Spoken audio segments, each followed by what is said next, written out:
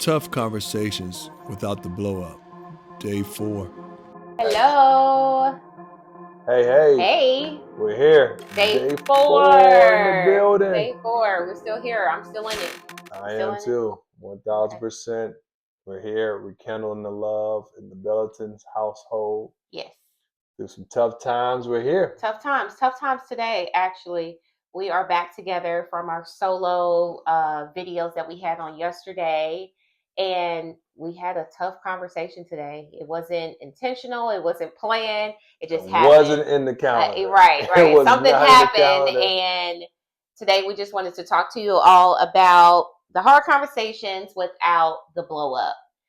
How do you still communicate and have those tough conversations and navigate through it? And I think a lot of times in marriages, we may have difference in opinions and we see things a lot differently than our spouses. I know I do. Or we hear things Yes. differently than what the spouse has And we intended. interpret them a lot differently. And so we just wanted to talk to you about basically how we got through that tough conversation today that we had. It was about an hour and a half. Yeah. It was about an hour and a half, and sometimes some points during the conversations we end up tabling it for, hey, that's why we're going to therapy, to learn how to recover and to restore from what we were going through, the hurt.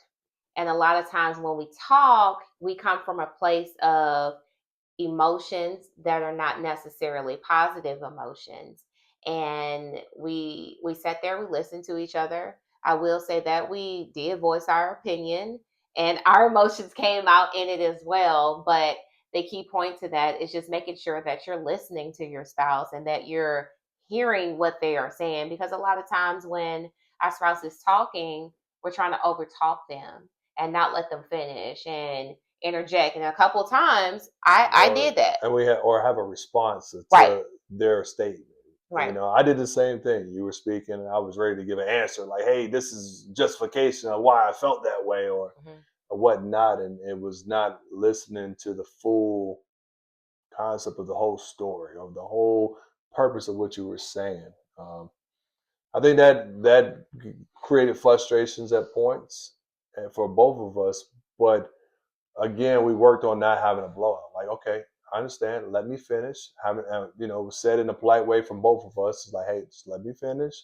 Then I'll be willing to listen to what you have to say in that conversation. I mean, I think people don't really understand that even though you are in these conversations at these times, these conversations could be stressful, very stressful in the Very. situation, because I don't want to say things that I don't mean at the time. We've And been there. and I mean, I think We've been everyone's there. been there. Like, Yeah. you don't want to say things that you don't actually mean, and you Yeah. don't want to say things that are interpreted in the situation. Like,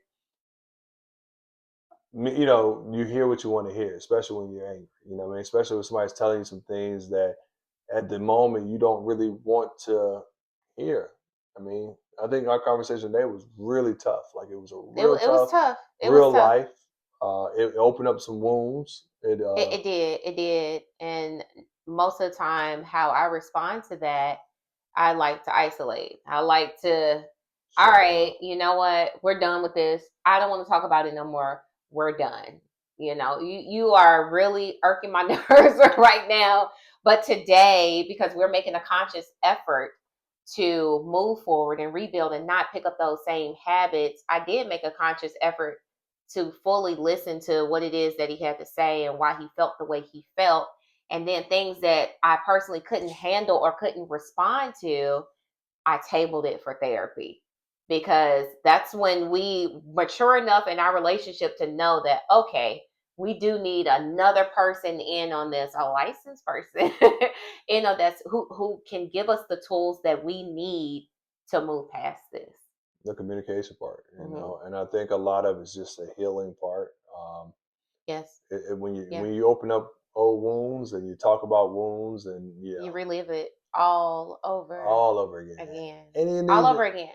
and you don't want your spouse to feel the hurt of it, or you don't want them to misconstrue, because there were some things that were said today that I think was misinterpreted.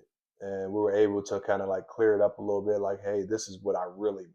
You know what I mean? Because when you say things, especially in anger at times, it can come out the wrong way. Mm-hmm. And then also the person who's receiving that information can put their own thoughts into that situation and run with it in ways that can just be a whole different story. Everyone's played the game when you whisper something in somebody's ear and it goes around a room and it's just a different rumor than when it started, you know. So we all take in different things. Oh, I agree.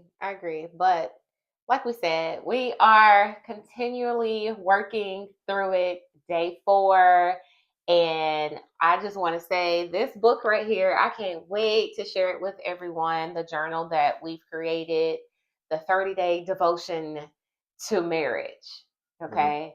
I think I just came up with the title. I like that. 30-day devotion to marriage. I think I'm telling you, I think we had some great conversations on Joy's ride home today. You know, we talked about what do we want to do with this material and how do we want to do it, and we came up with some ideas that I was like, wow, like, man, there ain't no books in the world that you can read that can help you in your marriage that we're thinking about ideas of making it so that it's your book, just like we have our book. I mean, some of the things and the notes that we have put in this book in these few days have been, for me, has been life changing. Like I'm just reading, like, wow, like, okay, man, the appreciation of just the little things, and and I mean, just I can't even explain it. Just little side notes. Like we were talking about careers on Tuesday. Mm-hmm. And, you know, I was kind of telling Anika where I was with my business and what we were doing. And she goes, I'll help. Like that simple thing as writing I'll help meant the world to me. Because now it's like, wow, I'm not in this on my own. Even though I know I'm not in my own, but as any person, it's hard to ask for help or in ways that you need it. So I think that book has helped us speak some things that we probably wouldn't put on the table at the beginning. I agree. So more to come on day 5 for tomorrow. Yes, definitely. When we put this material out, we're gonna put some of the material out early so you can see it. Yes. If you got suggestions of what things you want us to talk about, and not just in our marriage, or you might have questions about your own marriage, drop them in the comments. Again, please. We're not counselors, but we've been doing it for 13 and a half years. I know we got just a little bit of experience. And listen, I'm telling you, and I know people who've been married for 60 years. You got elders who have advice and things like this. I mean, we're in a time right now where things are different in this lifetime.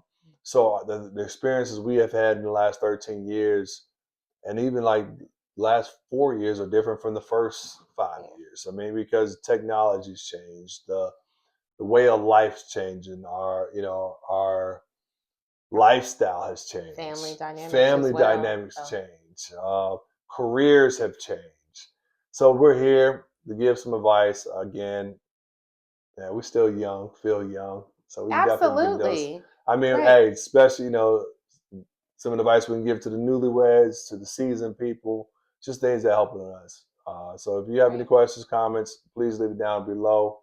If you know us personally, shoot us a text. I mean, we're here. Check on us. Make sure we survive 30 days. Check on us. Because God is crazy. I tell you, when you work in God's work, the devil will come knocking. So just know that he will come knocking. And he will. Surprisingly, he's been at that door. So, man, but we have been doing our prayers and trying to stay prayed up. Thank you for watching. Like and subscribe and comment below.